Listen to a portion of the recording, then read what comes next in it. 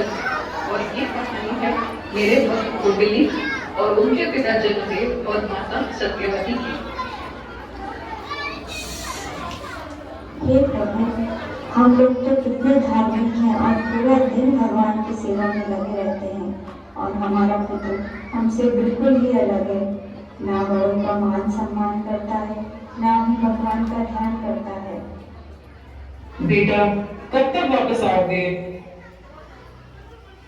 कितनी बार बोला है मुझे कुछ मत पूछा करो, मैं कोई काम करने वाला नहीं हूँ। मैंने सोचा था कि इसकी शादी कर देंगे तो ये सुधर जाएगा, पर इसमें तो कोई बदलाव नहीं आया। उल्टा ये अपनी बीवी की मुट्ठी में रहने लगा है। आप लोग मुझे बोझ लगने लगे हो। कभी कभी ऐसा सोचता हूँ कि आपसे मुक्ति कब मिलेगी। हे प्रभु, इस दुख से हमें कब मुक्ति मिलेगी? मेरे नसीब में कहाँ ऐसा सुख कि पुत्र हमारी सेवा करे। सुनिए, ये आवाज क्या आ रही है?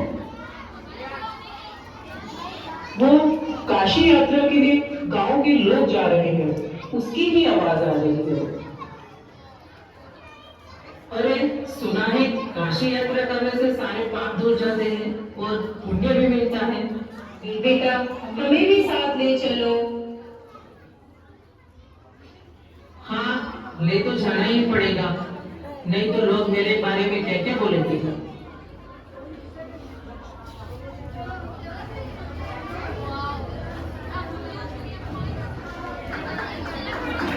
बेटा, अब हम लोग थक गए हैं, अब और नहीं चला जाएगा।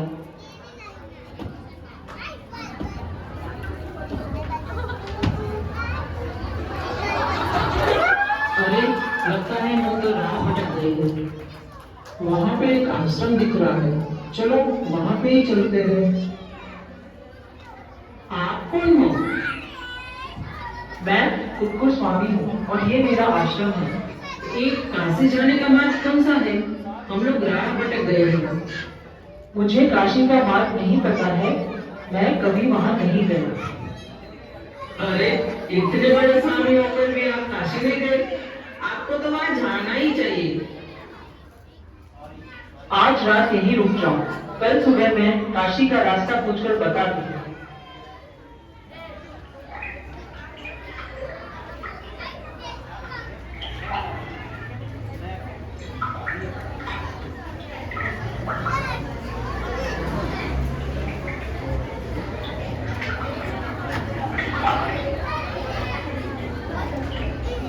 आप कौन हो?